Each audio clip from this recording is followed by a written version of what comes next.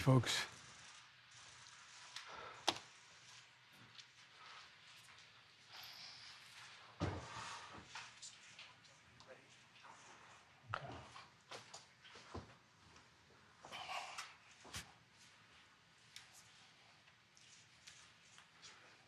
We're ready. All right, we're going in 5, 4, 3, 2. Thank you all so much for being here. We're so delighted to speak to you today and to hear your stories. It's my pleasure to start the first of what would be many conversations just like this led by our president. It's also my honor today to have the opportunity to introduce President Biden to you. He's put investing in America at the forefront of his administration since day one. So with that, I'd like to turn it over to our president, Joe Biden. Well, thank you, Mayor, for that introduction, and a special thanks to all of you for joining us. Mayor Woodfin, Chairwoman Flores, Cecilia, as well as Jackie, it's good to have you all. You've all been incredible partners in the progress we made together, which, quite frankly, is why we're meeting today. 4 years ago, when I came to office, the pandemic was raging and our economy was reeling. 4 years later, we still have more to do, but we had one of the most extraordinary periods of progress ever in history of this country. COVID no longer controls our lives. We've gone from economic crisis to the strongest economy in the world, literally. A record 16 million new jobs, record small business growth, record stock market, record high 401ks, wages are up, inflation is down, way down, and continuing to come down, and the smallest racial wealth gap in 20 years. I signed historic laws modernizing our infrastructure, bringing new chip factories back to the United States. We invented those chips. Lowering prescription drug prices and lowering them significantly, fighting the climate crisis and gun violence, so much more. But the bottom line is thousands of cities and towns all across America are seeing the great American comeback story, whether they're in red states or blue. All is part of what we're calling an Invest in America agenda. It's about seeking my commitment, speaking to the commitment I made as president, to be president for all Americans, whether you voted for me or not, whether you're in a red state or a blue state. And it's what's being highlighted. We're doing that today to highlight and show we're just getting started. In the weeks ahead, I'll talk with Americans all across the country about the progress we're seeing in their communities. Roads and bridges being built, lead pipes being removed from homes and schools, seniors saving significant money on prescription drug prices. And through the Investing in America agenda, we planted the seeds for a better future, and now those seeds are finally beginning to sprout. As a result, we're on the cusp of incredible progress and prosperity for the decade to come. That's why we're going to talk what we're going to talk about today. The story is about people whose lives are better in the future that we can be proud of. We're proving, once again, what I've always believed. We're the only nation in the world that's come out of every crisis we faced stronger than when we entered that crisis. We just have to remember who we are. We're the United States of America. And nothing's beyond our capacity when we do it together. So I'm going to stop there, and I'm going to turn it over to Mayor Benjamin, who I just saw recently, by the way, to get the conversation going. And by the way, Mr. Mayor, congratulations to that beautiful young child of yours. That's really, you're a lucky man. You tell me she already a supporter? She's a supporter, sir. Thank you, Mr. President. Well, God love you. But really, God love your wife. Yes, sir. At any rate, fire away. Go ahead, Randall. Mayor Whiffen, go ahead. Why don't you share with us your Birmingham story?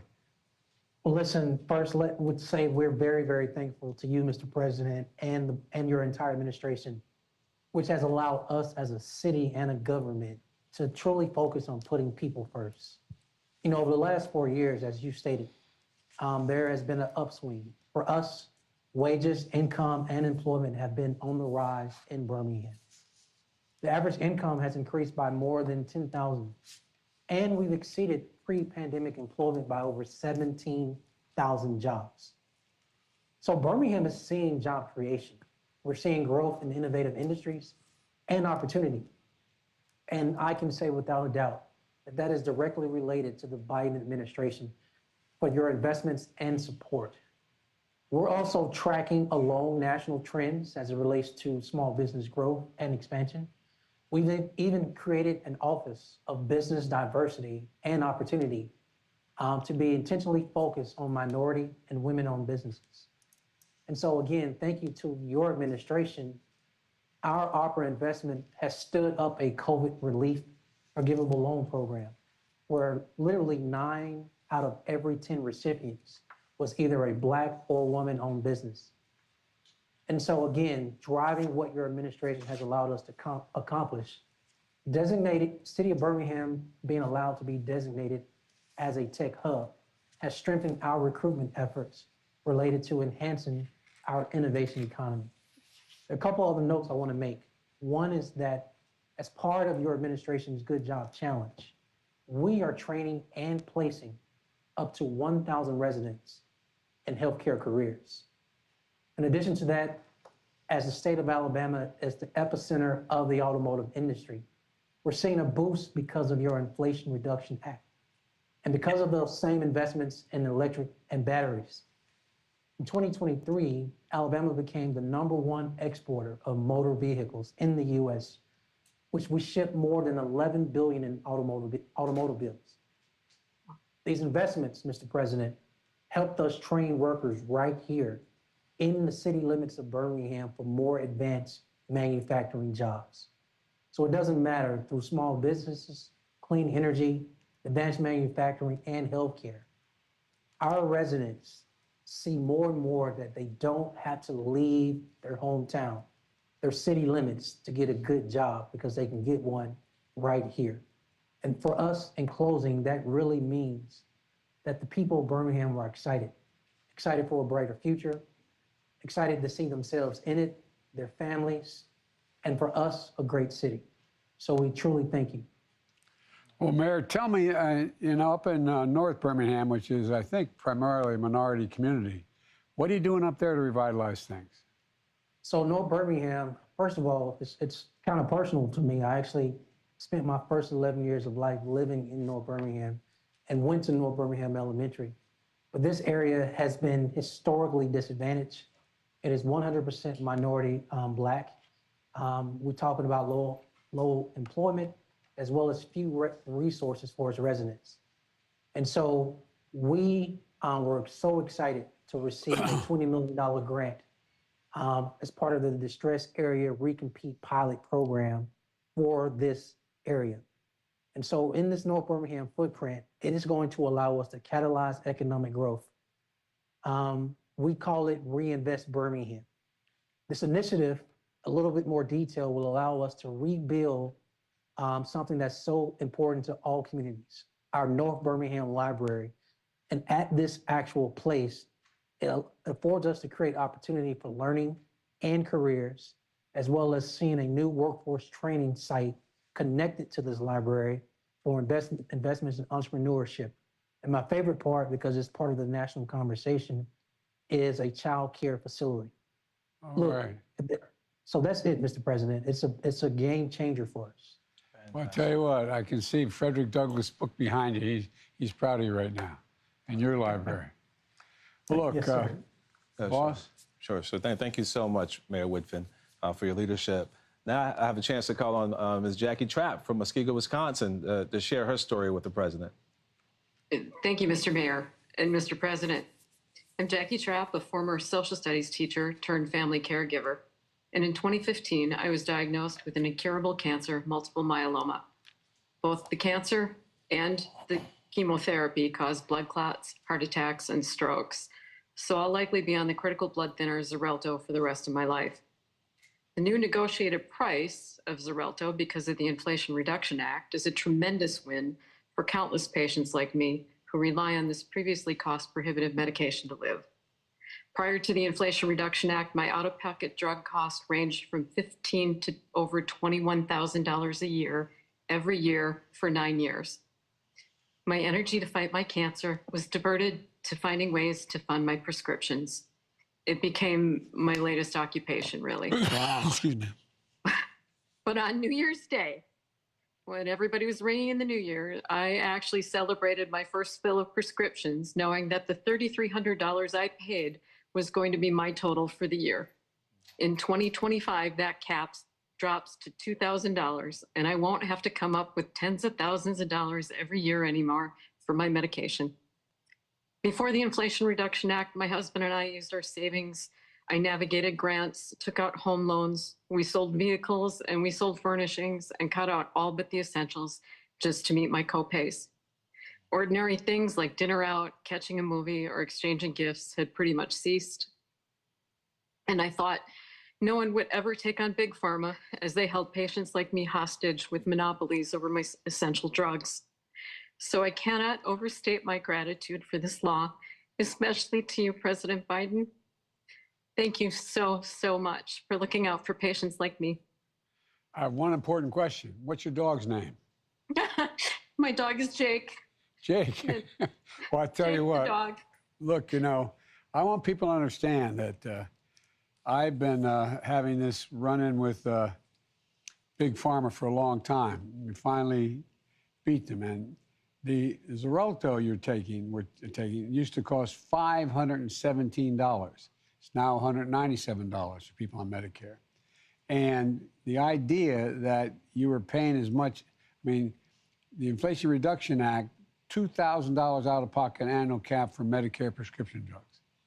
And it's got to be a life changer. You know, the mental impact of having to figure, if I don't take these drugs, my life is literally at stake, and having to figure out how in God's name can we get the money to do it? I'm so proud of you. Presumptuous of me to say that. I've never met you personally, but I really am. I'm proud as hell of you. You're just a real fighter, and you look great. I hope you feel as good as you look. Well, I am so grateful. I can't even overstate that. Really. Thank you. This opportunity to thank you means quite a bit to me. Well, all of you got to come to the. I'm not going to be in the White House much longer, but you got to come and see me. I want to see you all. Well, Mr. Mayor, we'll figure that out, boss. We'll figure that out. Thank you so much for your courage, Ms. Trapp, and you keep on fighting. Now I have the honor of calling on Chairwoman Amelia Flores to share her story. Madam Chair. Kuchkamadu, Mr. President. It's an honor to be here with you today. My name is Amelia Flores, and I'm the chairwoman of the Colorado River Indian Tribes, also known as CRIT. And I'm very proud to be the first woman elected to lead our tribe. We broke the glass ceiling on December 5th, 2020. And I've seen firsthand how poor infrastructure, be it water, schools, broadband, our roads, has impacted my tribe. For an example, during my first few months on the job, our tribal utility director came to me with some bad news. We needed a new well, and I knew our tribal budget was already taxed to the breaking point. And there was no way we could have pulled this off until you passed the ARPA and bipartisan infrastructure law. ARPA helped us fix the broken well, and BIL provided more than $7 million to build new wells and improve our distribution system. Phase 1 is completed. The well is once again serving 1,850 homes and businesses. And when we complete Phase 2, the new well and distribution system will be able to deliver safe and reliable water to more than 1,000 additional homes and businesses in our community. This project will allow us to address the housing shortage on our reservation. That means more families can live together on our tribal land. It helps our businesses and our economy grow. Together, that strengthens our culture and, most importantly, our sovereignty. The well and water treatment plant will have a long-term impact in our community. And I am grateful for your leadership in making that all happen, Mr. President. well, I'm grateful to you. And by the way, I learned a long time ago from a friend of mine from Hawaii, a senior senator, when I got elected as a 30-year-old kid to the Senate. He said, Joe, it's Indian nations. Indian nations. And that's exactly how you're handling it. That's how it's treated. And the sovereignty is real. And you need the help. You need the help. And let me ask you a question, Chairwoman. Sure. How are these investments helping your community see a brighter future for themselves and their families? Is there anything just beyond the water? Is it the mere fact that the water's there, that's why everybody's excited? Or it's that you're able to begin to fashion your own destiny a little bit? Well, thank you, Mr. President, for that question. And certainly, with the monies that had come from ARPA and the bipartisan law, it allows for more people to return back to the reservation, because many of our tribal members leave the reservation to find work. And when they leave, they oftentimes take their families with them. And then eventually 20, 30 years after, they want to come back home. And that's hard because we don't have the housing or the infrastructure for them to come back. And we haven't been able to do that for them. So with this project, with the new wells and upcoming water treatment system, we will have cleaner and safer water.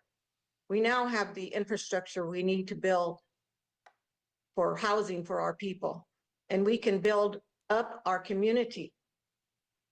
We'll have more families here, and that really changes things up for us and gives us hope. And yes, we're the tribes with the water. We have senior water rights on the lower Colorado River Basin. And we have the largest water right. Thank you. I know you do, and it's about time everybody recognized it. And we just had a photograph up on the other board here while you were talking about how beautiful the countryside is. It's a magnificent area. So thank you, and you're doing a great job. Thank you very much. Thank you. Thank you, and God bless you. Thank you. Well, now it's our honor. We have Ms. Cecilia Moyep from Philadelphia, Pennsylvania, here to share her story. Please, Ms. Moyep, please. Thank you. My name is Cecilia Moyep. In 1966, I was a widow with 3 small children living in Chinatown, Philadelphia. I was at a public meeting when I found out that the church and school my children went to was going to be demolished for a federal highway program. The church was the heart and lifeblood of the community, so I got involved. I formed a grassroots organization to fight against the highway. We organized, we picketed, we protested, but we did have some success because we were successful in protecting the school and the church from being demolished.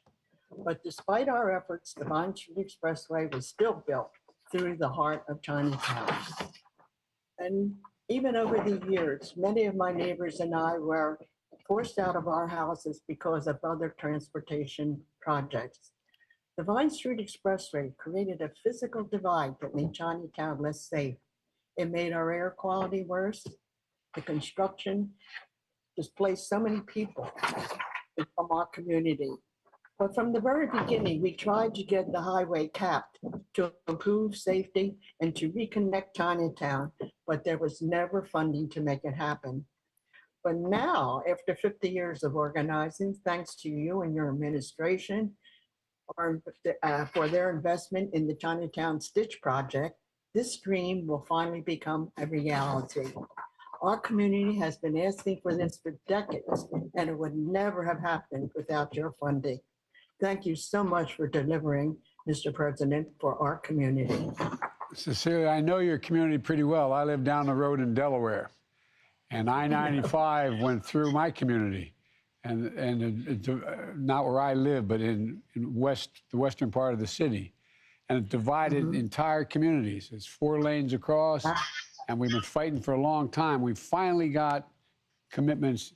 We got the money. For example, you're going to share on how $159 million from the Inflation Reduction Act and the China Stitch Project is going to reconnect Philadelphia Chinatown, which was divided in construction back in the 60s with the Vine Street Expressway. That project will cover 2.5 blocks of expressway with public green space, achieving the goal you've been fighting for nearly 60 years. I know you're only 62 years old, but you've been fighting a long time. I wish. The Department of Transportation experts are signed a grant agreement in January. The project's going to take a while to get done, but we expect it to begin full-blown in 2028 and be completed in early 31. So it's going to take a little time, but it's going to be complete. It's going to be done. The money is there. And I'm still alive to see it. you'll be alive. But God love you. It's something the community has wanted for a long, long time. And this will give our community, families and children, the peace of mind knowing that people can be safe going to school and to work. It means a lot to know that the federal government listened to us and is helping us to build a brighter future for families right here in Chinatown. Thank you, Mr. President. All over the country, we're doing this. And by the way, there's a photograph of you with a shovel in your hand up on the board here and a hard hat on, celebrating the turn of the spade to this getting going. Now, what I don't want you to do, I don't want you working beyond 5 o'clock at night, though, okay? You got to promise me you'll be home. That's hard because when you're doing community work, it's always at night. That's true. God love you. Cecilia, I'm so proud of you. I really am so proud of you. Presumptuous of me to say that, but I am. Well, thank you all very much. All the families deserve to have things that we shared today, not just the four in the community.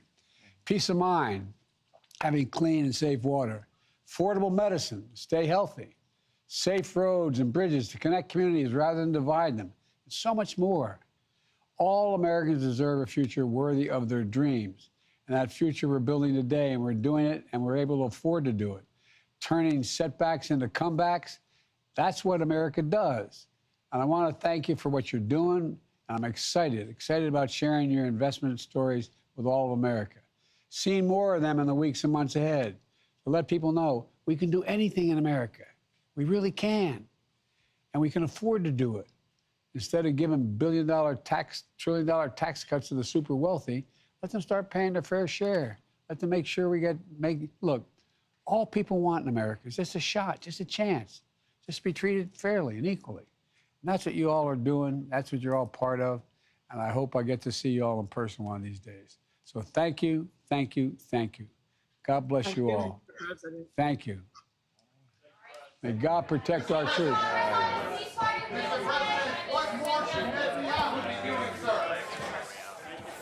President Biden.